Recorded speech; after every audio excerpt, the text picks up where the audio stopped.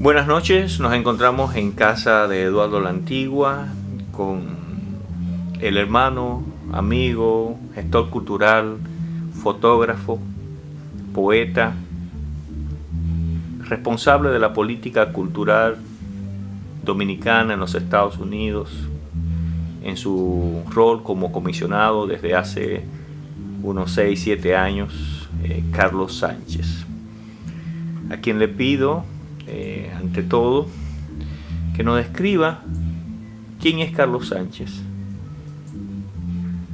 cómo viene Carlos Sánchez a residir en los Estados Unidos y a qué aspira Carlos Sánchez como ser humano.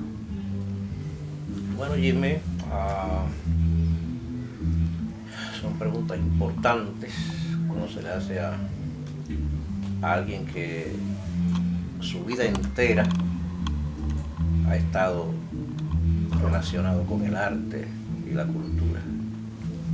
Y para describirme lo que yo soy, podría decirte que soy una persona llena de sueños, llena de proyectos permanentes. No se me acaba. Me moriré un día y quedarán los proyectos que no he podido realizar.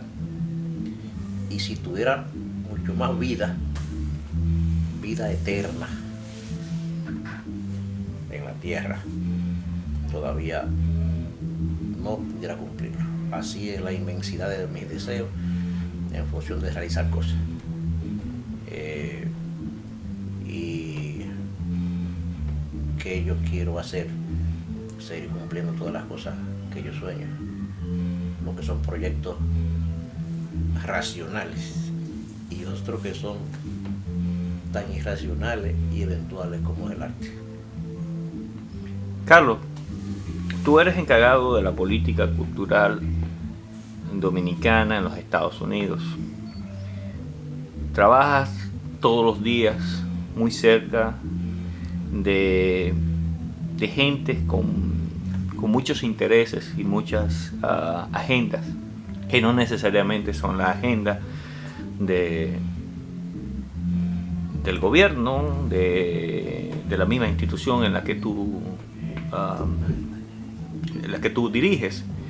¿Cómo maneja Carlos Sánchez este tipo de atmósfera? ¿Cómo el ser humano se sobrepone ante los escollos diarios que puede tener una responsabilidad como la que tú tienes? Sí. Bueno, Jimmy, en la poder compartir con agendas diferentes, pudiera decir que es uno de mis mayores logros si me tocara evaluar una autoevaluación, porque muchas veces lo que llaman la política cultural del gobierno dominicano es la política cultural que Carlos Sánchez ha aprendido a aplicar toda su vida desde que es artista, desde que es gestor cultural, desde muy temprana edad, 13, 14 años, que estamos bregando con el arte y la cultura. Esto quiere decir que muchas veces la agenda de la política cultural uno la transforma en la práctica misma, y en muchas ocasiones no hay ni siquiera una política cultural muy definida a través del Estado dominicano.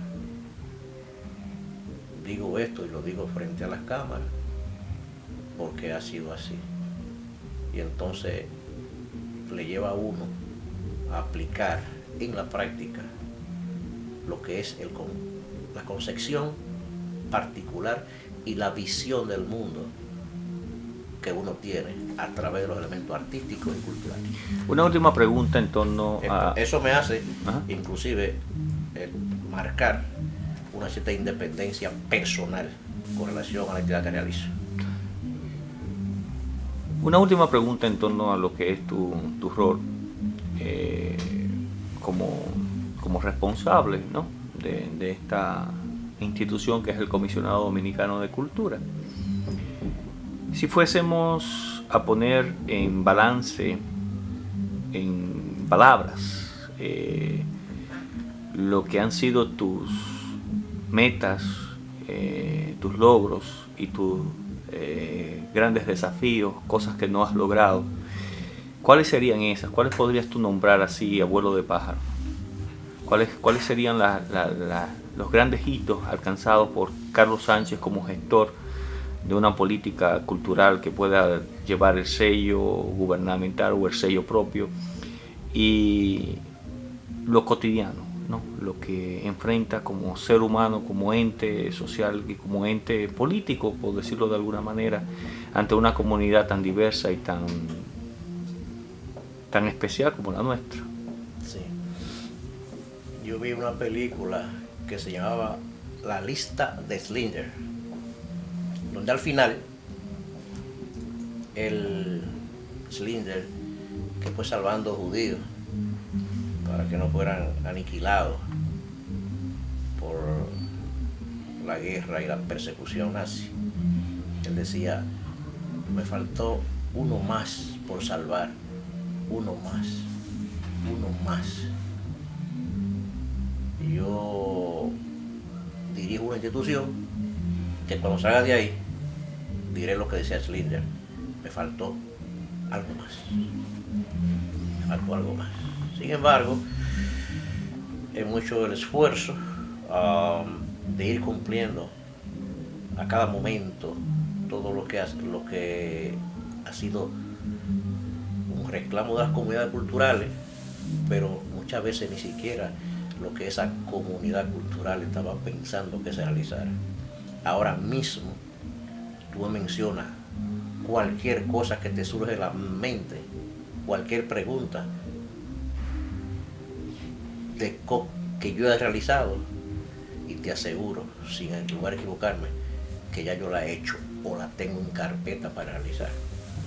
Pienso, sin jactancia, que ha sido una buena gestión, porque he tocado todas las aristas de lo que es la gestión cultural. Hay muchas deudas que hay que cumplir, y todavía no he podido cumplirla a cabalidad. Ahora la hemos tocado todas. Carlos es artista, Carlos es poeta, Carlos es pintor, fotógrafo.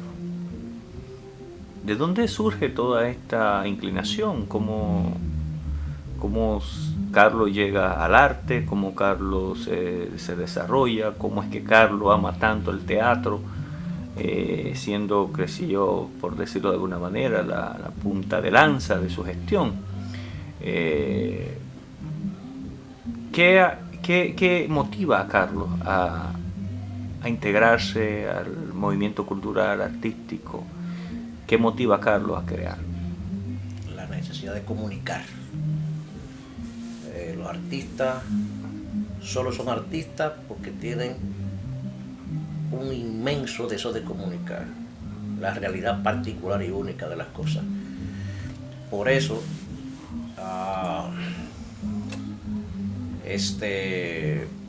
quizá no pueden ser grandes oradores, grandes teóricos de la palabra. Algunos artistas combinan las dos cosas, pero la comunicación artística es la comunicación de la realidad particular y única de las cosas. El artista no comunica generalidades, no puede hacerlo. El artista comunica el sustantivo concreto. El lenguaje, el concepto comunica generalidad. Por eso, cuando un artista uno ve que se agota en el tiempo y ya lo que hace que se repite a sí mismo es que ya no tiene más nada que comunicar. Entonces, yo comencé a ser artista en las peñas de los ríos, haciendo escultura. Y para que tú veas un caso bien especial, llegué al teatro ya de viejo, porque lo primero que yo cultivé fue el dibujo, la pintura y la escultura, que fueron disciplinas que comencé a trabajar en la academia. Yo soy académico en el arte, o sea, no soy empírico. Y mis principales disciplinas, géneros dentro del arte, fue dibujo, escultura y pintura, evidentemente acompañado de un género que es más fácil en el aspecto instrumental, que es la poesía, porque como siempre digo, hay dos crisis de la comunicación humana, que es la niñez y la adolescencia. En la niñez, todos padres hemos encontrado la pared garabateada y dibujitos hechos por los muchachos. Esa es una crisis de comunicación, la primera crisis de comunicación artística. La segunda crisis, gran crisis, es la adolescencia, cuando llegan a enamorarte y entonces ahí no se pinta, ahí se escribe poesía, por un problema de la necesidad de comunicación, y el arte surge de ahí y se queda existiendo. Algunas veces cuando pasamos esta crisis desaparece esa necesidad, pero muchos nos quedamos con ella y pasamos entonces a una etapa superior de comunicación. Entonces ya esa crisis que es espontánea en cuanto a la realización artística, ya entonces la convertimos en técnica y podemos seguir trabajando en lo que es una forma de comunicación que nos acompaña. A muchos lo acompaña hasta la muerte y otros a la mitad de su vida ya no producen más. Algunos son autor de una sola obra o de dos obras y entonces ya dejan de escribir o dejan de pintar, y es que ya no hay más nada de comunicar, no tiene la necesidad. El artista tiene necesidad de comunicar, y la grande crisis del ser humano se produce en dos etapas fundamentales de su vida: niñez y adolescencia. Lo demás, de ahí para allá, sigue la necesidad, pero entonces nace la técnica para producir eso. En el caso mío, tuve una afección, y es que la política, yo acuso a la política públicamente de que me sacó de lo que fue esa necesidad de comunicación, que todavía la tengo, y puedo todavía escribirte algún poemita o publicar algún libro o hacer un buen dibujo o hacer una escultura, pero la política y el arte son tan absorbentes que una de las dos va a afectarse. Juan Bosch, por ejemplo, que fue un extraordinario político, le afectó cuando él descolla en la política y ya tiene una obra literaria hecha y ya ahí se quedó. ¿Qué produjo Juan Bosch después de eso? El oro y la paz, que es una novela común y corriente, que no puede decirse ni siquiera que es de la gran novela. Ahora que cualquier muchacho en Santo Domingo escribe una novela como El oro y la paz. Sin embargo, su cuentística es respetable, porque la produjo antes de la política. Entonces la política y el arte, algunas cosas excepcionales se han producido en la humanidad, donde el político y el artista han podido convivir, pero la política es terrible, o sea, asesina lo que es el aspecto del artista. Entonces yo, que soy político todavía y me morí siendo político, me acuso a la política de haberme sacado de lo que fue mi vocación primaria, que fue el arte. Un autor, un nombre, un título de un dominicano, algo que tú entiendas que es fundamental en lo que es Carlos Sánchez hoy. Bosch, definitivamente, como autor y también en la formación. Juan Bosch fue una escuela que me tocó a muchos no les tocó, porque tuvieron quizás en algún frente opuesto, porque la desgracia de Juan Bosch es que mucha gente no pudo llegar a él porque fue político y representaba una parcela específica. Entonces, ya después que él muere, donde la guerra teórica fratricida ya no están, pues mucha gente está volviendo, oyendo a Juan Bosch. Espérate, Un título. me perdí de eso. Un título. De Bosch, cualquier título. Cualquiera. Cualquier título, Cualquier cualquier, la mujer, Luis Pie, I don't know. ¿Qué es la diáspora?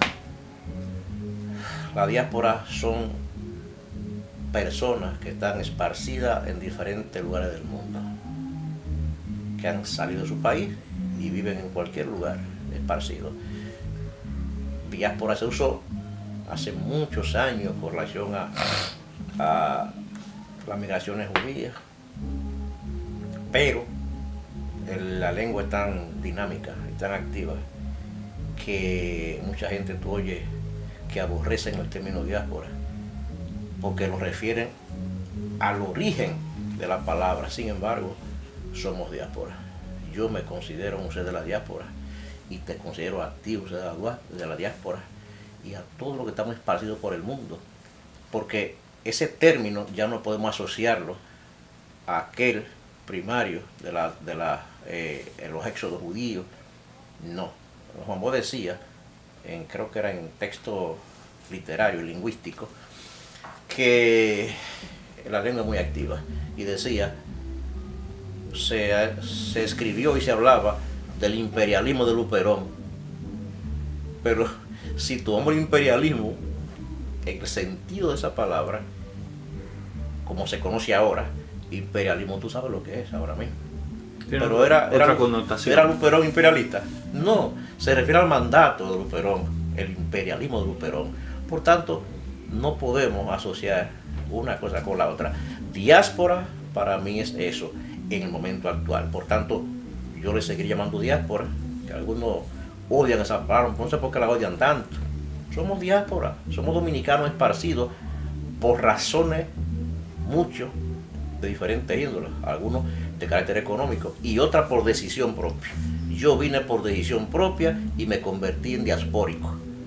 Y yo no vine por miseria, porque yo no tenía miseria. Ahora que tocas, vine porque la perspectiva de mi patria ya no tenía perspectiva. ahora que tocas eso, la diferencia entre la generación que llegó junto contigo a Estados Unidos y la diferencia entre las generaciones que estamos viendo ahora. ¿Cuáles son los grandes contrastes que tú ves entre una y la otra?